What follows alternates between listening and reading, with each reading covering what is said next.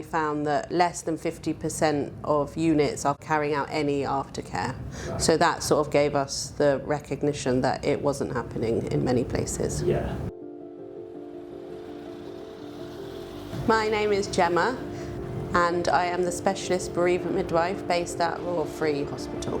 Early pregnancy loss is any pregnancy that ends before 14 weeks. That includes a miscarriage or an ectopic pregnancy. Early pregnancy loss is multifactorial. The problems can be both psychological and physical, and we found that there's a lack of follow-up care. A recent survey has found that 50% of adults in the UK said that they or someone they know had experienced at least one form of pregnancy or baby loss.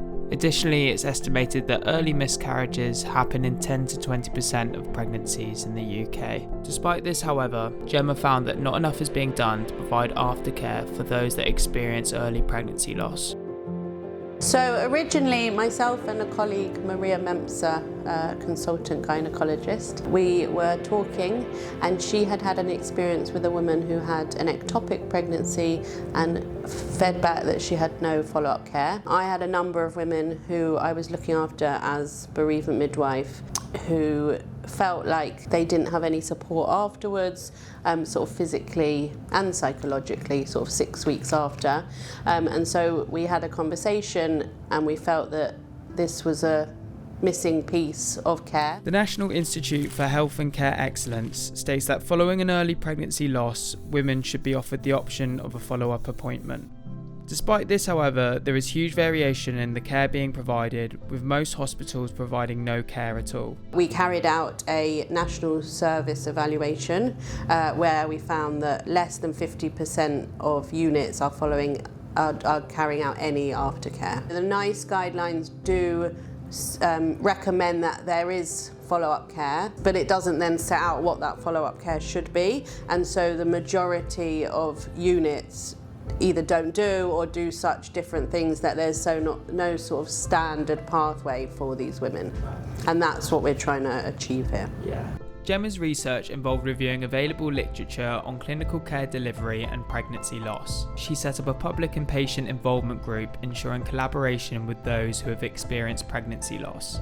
We needed something to support these women, so we set up a clinic where they come to see us 6 weeks after their loss, where we do a scan, we sort of offer a debrief and answer any questions they may have, and then give preconception advice. So the Royal Free very kindly, awarded me a grant, which has had a massive contribution for me to be able to take the time to carry out the research. The job I do is busy, and so it's given me a day a week to be able to then focus on just the research and on improving our clinic and sort of going further with how we can improve the service. I have become interested in looking at women's experiences in A&E, out of hours, who are experiencing an early pregnancy loss. It seems that, if you have a loss in hours, you get to go to our early pregnancy unit,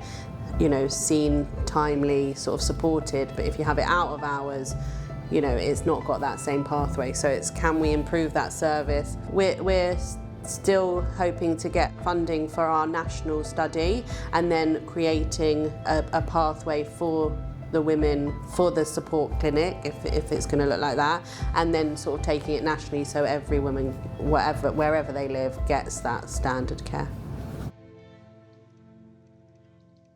It can be difficult, or is difficult, but it's so rewarding when we see these women come back pregnant again, and they know that they can reach out to me. A majority of people who have attended the clinic have reached out to me pregnant again, and we help to organise scans or reassure them, and so that is really rewarding to know that we are there to continue and help them on their journey. Yeah.